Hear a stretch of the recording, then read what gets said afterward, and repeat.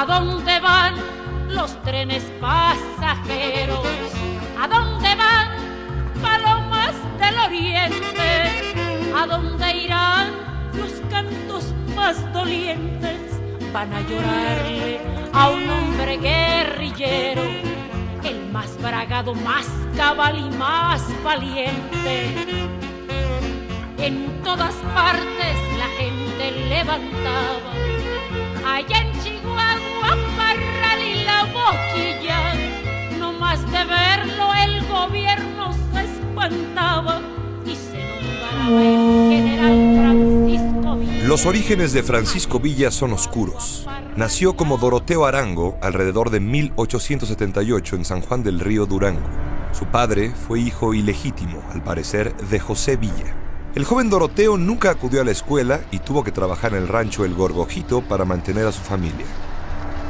Su paso al bandidaje parece explicarse en la defensa a balazos de su hermana, cuando el patrón, el hijo del patrón o el mayordomo del rancho intentaron abusar de ella. Doroteo se dio a la fuga y a lo largo de 19 años alternó la delincuencia con periodos de vida pacífica, empleado como peón de albañil y carnicero. Fue entonces que cambió su nombre por Francisco Villa, como un regreso al apellido legítimo, el del abuelo. Todavía en 1910, cuando estalló la revolución, los robos y asesinatos de su banda se sucedieron sin interrupción. Villa era un bandido de película, pero también un bandido que buscaba, a su manera, justicia. Villa entró en comunicación con Abraham González, líder del antirreeleccionismo en Chihuahua. En esa misma ciudad conoció a Francisco I. Madero, a quien entre lágrimas confió su sangriento pasado. Madero le otorgó una confianza absoluta, justificó su pasado y lo absolvió. Villa había encontrado la redención que buscaba y la revolución maderista reveló su genio. Con pocos hombres, pero bien equipados, Villa se destacó en muchos combates, especialmente en la toma de Ciudad Juárez en abril de 1911. Cuando la revolución triunfó, Madero le entregó una indemnización de 15,000 pesos para abrir nuevamente una carnicería.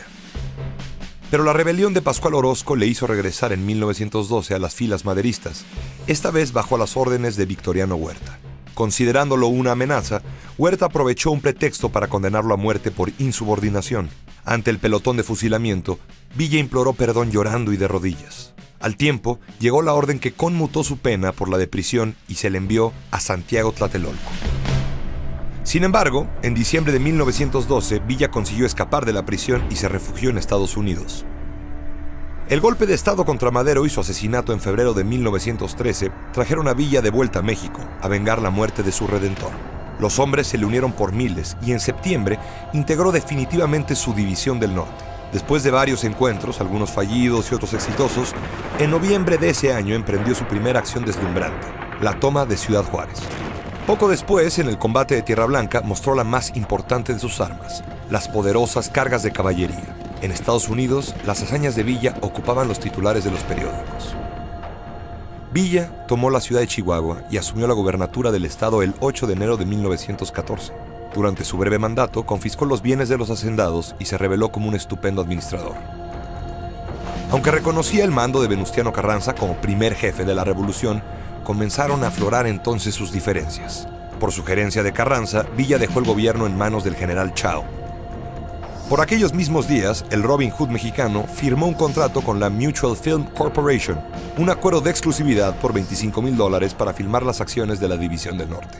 El 9 de mayo de 1914 se estrenó en Nueva York The Life of General Villa, una película que mostraba sus razones para la rebelión, sus victorias y un final feliz que nunca ocurriría, su llegada a la presidencia. En marzo de 1914, cuando emprendió su marcha hacia el sur, contaba con un ejército impresionante.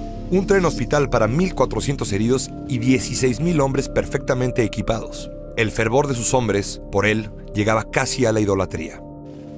Mientras tanto, las fricciones con Venustiano Carranza, quien lo consideraba inmanejable e indisciplinado, aumentaron conforme crecía el poder militar y la fama de Villa.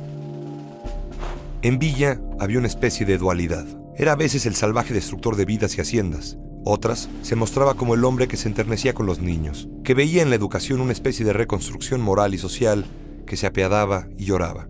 Esa dualidad se encarnaba y extendía fuera de Villa en dos de sus hombres más cercanos, el cruel Rodolfo Fierro, asesino a sangre fría, y el generoso Felipe Ángeles, honrado y sensible.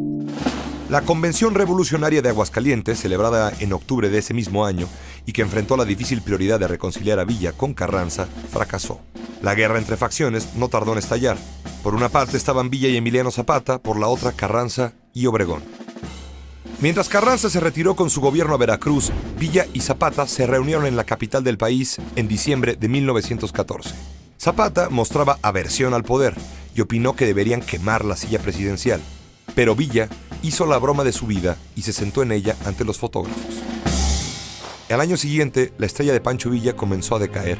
En las grandes batallas del Bajío, Obregón se mostró como un genial estratega militar y consiguió derrotar las feroces cargas villistas, diezmando a su caballería. Los hombres de Villa lo fueron abandonando en su huida por pueblos y ciudades del norte. Villa volvió a ser un guerrillero. En esos mismos días, el gobierno de Estados Unidos reconoció finalmente como presidente a Venustiano Carranza. Indignado, el 9 de marzo de 1916, Villa y sus hombres entraron a Columbus, Nuevo México, donde incendiaron, asesinaron y violaron salvajemente. Un ataque a Estados Unidos continental no se repetiría hasta el 11 de septiembre de 2001. Estados Unidos envió una expedición punitiva en persecución de Villa, que fracasó estrepitosamente. En los comunicados, los estadounidenses informaban que Villa estaba por todos lados y en ningún lugar. Algunos le creían muerto. En realidad, Villa, curándose de una herida de bala, se refugiaba en una cueva. La experiencia de 19 años de bandidaje le volvió a ser útil.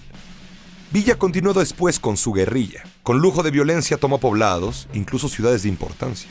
En 1918, Felipe Ángeles volvió a su lado, pero lo abandonó meses después. Al poco tiempo, Ángeles fue capturado y se le sometió a un consejo de guerra en Chihuahua, donde defendió por última vez a Villa. Finalmente, fue sentenciado a muerte. Tras el asesinato de Carranza por los rebeldes de Agua Prieta, Villa acordó rendirse el 28 de julio de 1920.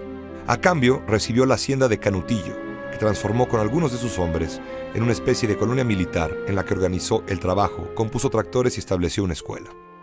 Villa intentaba vivir en paz, pero la paz lo rechazaba. En su retiro, cometió una imprudencia. Se entrevistó con Adolfo de la Huerta, quien aspiraba a suceder a Obregón en la presidencia y que al final terminaría por rebelarse contra el gobierno. El 20 de junio de 1923, cuando Villa conducía su automóvil Dodge de regreso a Canutillo con algunos de sus hombres, fueron sorprendidos por un grupo de pistoleros que les habían preparado una emboscada.